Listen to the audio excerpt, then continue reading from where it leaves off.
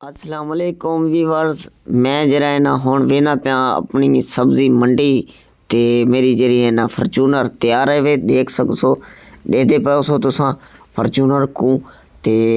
असां जरा है ना फॉर्चूनर अगो तेल पवेंदे हुण जरा है ना दुकान ते पहुंच चुके हैं। फॉर्चूनर दी तैयारी श्यारी करेंदे हैं तेल दा लीटर एक सटवेंदे हैं ते हुण जरा है ना तेल चा के आ गए बंदा तेल सटवेंदे पे हैं।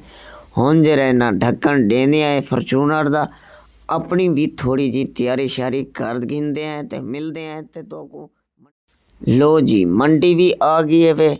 ये देखा स्टैंड ते खड़ गए हैं असा फॉर्चूनर सारी तैयारी है ते हुण वेंदे पे अपना सब्जी मंडी है गोभी दे किनो लाथी वे एरे देखो रास्ता भी बंद थिया खड़े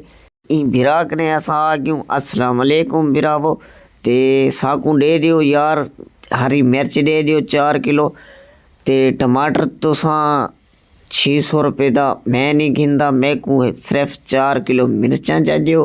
बस ते मंडी भी अगे भी वंजना है असा ते तुसा प्याज भी दे दियो इवें करो 10 किलो प्याज गिन गिते से असा जल्दी ते ए गिनो अपने पैसे ते साकू जरा ना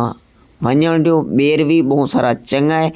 ते सब्जी भी तुसा चेक कर गिनो सब्जी जरा है ना अगो वन ते सब्जी गिनदे हैं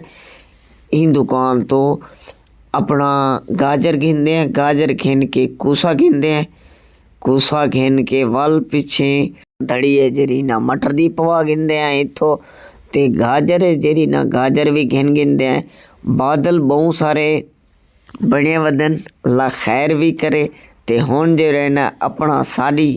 जेरी है ना सब्जी खरीद कर गई से हुण वेंदे पे गन्ने ते गन्ना गिनण गाजर चेक करो इनी ए बंदे कने गन्ना गिनदे हैं एरे देखो तुसा गन्ना खड़े गन्ना गिन के हुण वेंदे अमरूद ते अमरूद गिनदे हैं बेहतरीन सोना अमरूद मिठा खंड अमरूद ते वीवर एरे देखो अमरूद गिन गिदे से असां ते अमरूद घेन कनी ते असां हुण पहुंच चुके हैं माल्टे ते ई भाई कने माल्टे गिनदे हैं ते सेब भी गिनना पाए वैसी साकू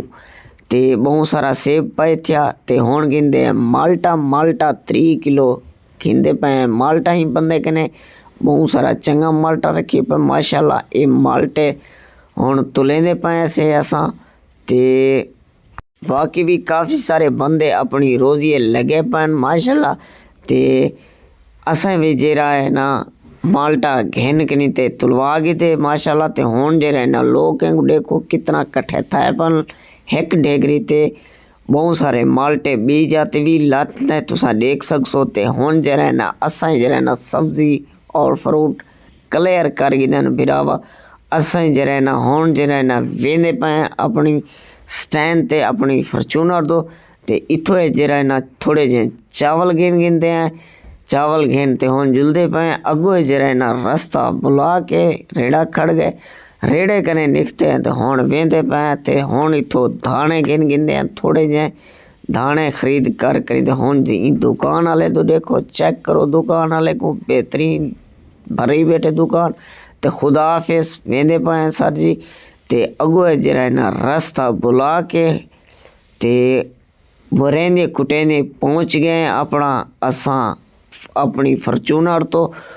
साड़ी फॉर्चूनर है जेरी है ना लोड थी खड़ी है धाने रख दे थी रसम रहने हैं